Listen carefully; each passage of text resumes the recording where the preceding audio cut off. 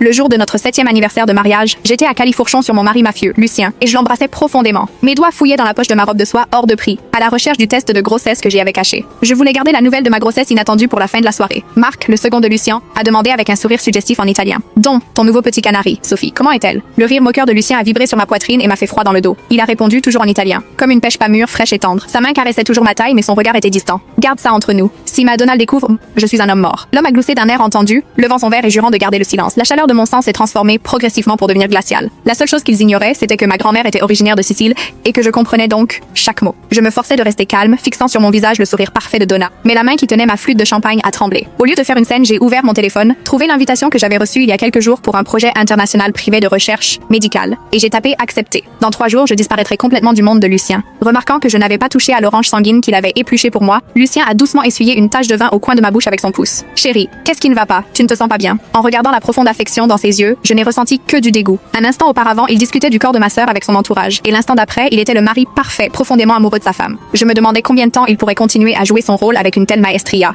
Ce n'est rien. Je me demandais juste de quoi vous parliez tous à l'instant. Lucien m'a pincé la joue avec désinvolture, laissant échapper un petit rire attendri. Nous parlions d'un contrat d'armement. Je sais que tu n'aimes pas entendre parler de cet aspect des choses, alors nous avons utilisé l'italien. Il devait être tellement perdu dans sa débauche ces derniers temps qu'il avait oublié que ma grand-mère était sicilienne et que je comprenais l'italien depuis que j'étais enfant. La fumée et l'alcool dans l'air m'ont soudain semblé suffocants. Je l'ai repoussé. S'il te plaît, continue. Je vais prendre l'air. Sans attendre la réponse de Lucien, je me suis dirigée vers la terrasse du domaine. Sur mon passage, les autres femmes m'ont jeté des regards envieux. Regarde notre Donna, elle est vraiment bénie. Le Don organise chaque année une grande fête pour elle. Oui, la reine de la famille Marshall. Quelle position enviable. Entendre de telles louanges me rendait fière et heureuse avant. Je croyais avoir trouvé le meilleur mari du monde. Mais maintenant, je ne ressentais que l'ironie. Mon cœur était un lac gelé. Personne ne connaissait les jeux dégoûtants que Lucien, l'homme qui m'aimait soi-disant jusqu'à la mort, jouait dans mon dos. Hier, je m'étais glissée dans son bureau pour lui laisser le cadeau d'anniversaire que j'avais préparé pour lui. C'était une zone restreinte, un endroit qui renfermait de nombreux secrets de la famille Marshall, un endroit où même moi avais rarement l'occasion d'entrer. Mais cette fois, j'y avais senti le parfum unique de ma sœur Sophie. Cette odeur bon marché et suffocante avait imprégné le canapé en cuir, s'était accroché à la veste de son costume et s'était attardé dans l'air. Dès que j'étais sortie de ce bureau, j'avais su que mon mariage avec Lucien était terminé. Une vibration soudaine de mon téléphone a interrompu mes pensées. Emmanuel, j'ai vu sur le système que tu as accepté l'offre de projet. Tu as abandonné ta carrière pour Marshall il y a des années. Je suis très heureux de voir que tu reviens.